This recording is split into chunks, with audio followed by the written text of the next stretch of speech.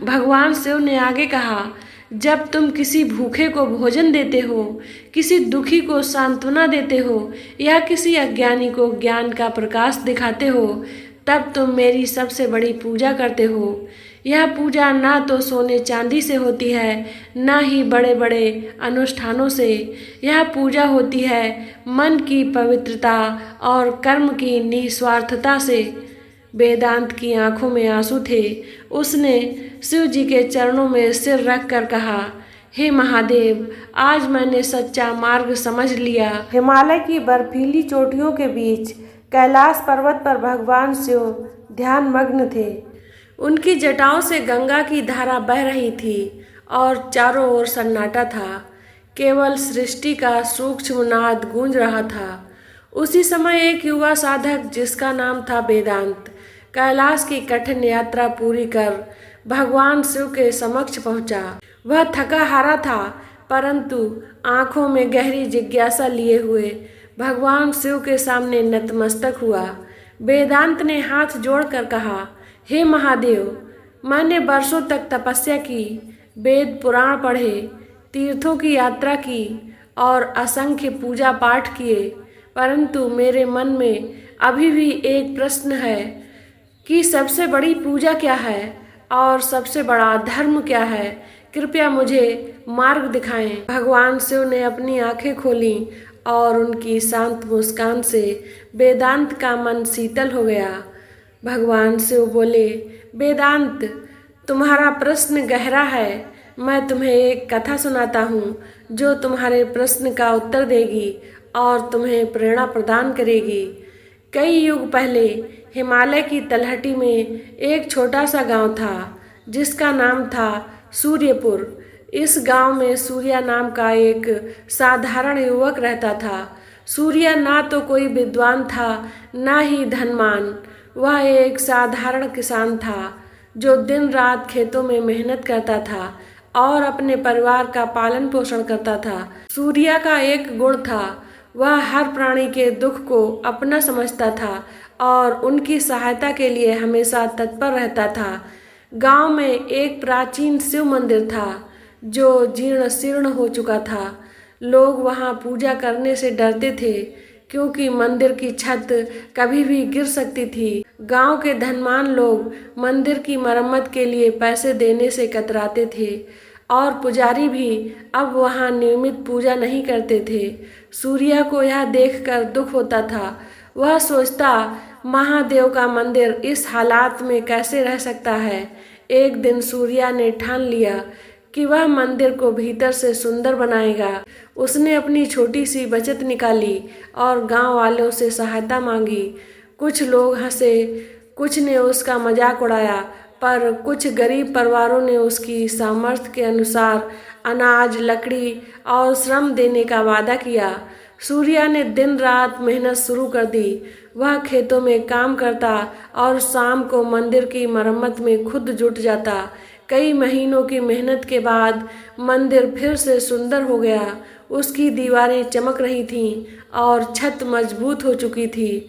सूर्या ने मंदिर के आसपास एक छोटा सा बगीचा भी बनाया जहां फूल खिलने लगे। गांव वालों ने देखा कि मंदिर अब पहले से भी अधिक दिव्य लग रहा था। उन्होंने सूर्या की प्रशंसा की और मंदिर में फिर से पूजा शुरू हुई। लेकिन सूर्या का मन अभी भी अधूरा था। उसे लगता था कि कुछ कमी है। एक रात वह मंदिर में बैठकर भगवान शिव से प्रार्थना करने लगा, हे महादेव, मैंने आपका मंदिर सुंदर बना दिया, पर मेरे मन को शांति क्यों नहीं मिल रही है। क्या मेरी पूजा में कोई कमी रह गई है? उसी रात सूर्या को स्वप्न में भगवान शिव ने दर्शन दिए। शिव ने कहा, सूर्या, तुमने मंदिर बनाकर अच्छा कार्य किया है, परंतु सबसे बड़ी पूजा मंदिरों में नहीं बल्कि जीवों की सेवा में होती है। मेरे लिए सबसे बड़ा धर्म है करुणा, दया और निस्वार्थ सेवा। मेरे भक्त वही हैं जो मेरे बनाए इस संसार के हर प्राणी में मुझे देखते हैं। सूर्या की आंखें खुलीं और उसका मन प्रबुद्ध हो गया। उसने सोचा, महादेव हर प्राणी में हैं, उनकी सेवा ही सबसे बड़ी पूजा है। अगले दिन से सूर्या ने अपने कार्य को और विस्तार दिया। उसने गांव के गरीब बच्चों को पढ़ाना शुरू किया, बूढ़ों की सेवा की और बीमारों के लिए जड़ी बूटियां जुटाईं। उसने अपने खेत का कुछ हिस्सा गांव के भूखों के लिए अनाज उगाने के लिए रख दिया। धीरे धीरे सूर्यपुर का कायाकल्प हो गया। लोग एक दूसरे की मदद करने लगे। गांव में झगड़े कम हो गए और हर घर में सुख शांति बढ़ने लगी। सूर्या का नाम पूरे क्षेत्र में फैल गया। लोग उसे सूर्या भक्त कहने लगे, क्योंकि उसने अपने जीवन को ही शिव की पूजा बना लिया था। तो दोस्तों, कथा समाप्त करके भगवान शिव ने वेदांत से कहा, वेदांत सूर्या की तरह सबसे बड़ी पूजा है। दूसरों की निस्वार्थ सेवा, मंदिर बनाना, मंत्र जपना और तीर्थ यात्रा करना अच्छे कार्य हैं, परंतु यदि मन में करुणा और प्रेम नहीं तो ये सब अधूरे हैं। सबसे बड़ा धर्म है हर प्राणी में मेरे दर्शन करना और उनके दुख को दूर करना।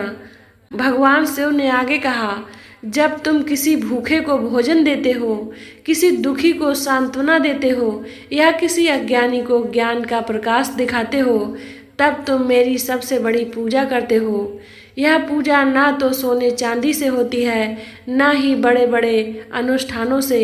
यह पूजा होती है मन की पवित्रता और कर्म की निस्वार्थता से। वेदांत की आंखों में आंसू थे। उसने शिव जी के चरणों में सिर रख कर कहा, हे महादेव, आज मैंने सच्चा मार्ग समझ लिया। अब मैं अपने जीवन को आपकी इस शिक्षा के अनुसार जीऊंगा। तो दोस्तों, अब आइए भगवान शिव के दिए हुए कुछ अनमोल वचनों को सुनते हैं। करुणा ही सच्ची पूजा है। भगवान मंदिरों में नहीं बल्कि हर प्राणी के हृदय में बसते हैं। उनकी सेवा ही सबसे बड़ी भक्ति है। दूसरा है निस्वार्थ कर्म ही धर्म है। जो कार्य दूसरों के लिए बिना स्वार्थ के किया जाता है वही सच्चा धर्म है। तीसरा है प्रेम और दया से बड़ा कोई मंत्र नहीं। मंत्रों का जप मन को शुद्ध करता है, पर प्रेम और दया संसार को शुद्ध करते हैं। चौथा है सच्चा भक्त वही है जो सृष्टि की सेवा करे। भगवान का भक्त वही है जो उनकी बनाई सृष्टि का सम्मान करे और उनकी रक्षा करे। पांचवा है जीवन का उद्देश्य है सेवा। जीवन का सच्चा सुख दूसरों के चेहरे पर मुस्कान लाने में है। तो दोस्तों, यह कथा हमें सिखाती है कि सच्ची भक्ति और धर्म केवल रीति रिवाजों तक सीमित नहीं है। यह हमारे कर्मों, विचारों और दूसरे के प्रति हमारे व्यवहार में झलकता है। सूर्या की तरह यदि हम अपने जीवन को दूसरों की सेवा और सृष्टि के कल्याण के लिए समर्पित करें तो हमारा जीवन ही एक पूजा बन जाएगा। वेदांत ने शिव जी की इस शिक्षा को अपने जीवन में उतारा। वह गांव-गांव गया, लोगों को प्रेम, करुणा और सेवा का संदेश दिया। उसका जीवन एक प्रेरणा बन गया और लोग उसे शिव का सच्चा भक्त कहने लगे। तो प्यारे दोस्तों, हम भी सूर्या और वेदांत से प्रेरणा लेकर अपने जीवन को एक सार्थक पूजा बना सकते हैं।